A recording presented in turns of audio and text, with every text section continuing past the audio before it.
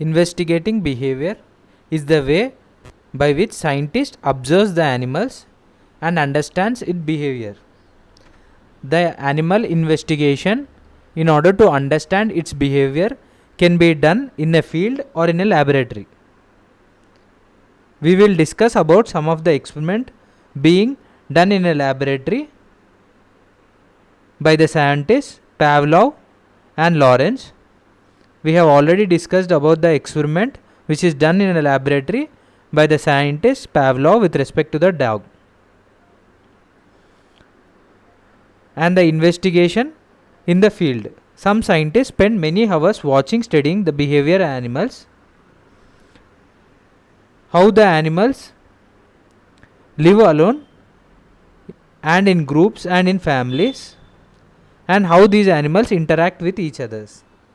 They found that animals can send signal to each other. They can even warn other animals in case of danger. Some scientists are interested in such signals. They record and study these signals, and they even observed how ants respond when they meet one another.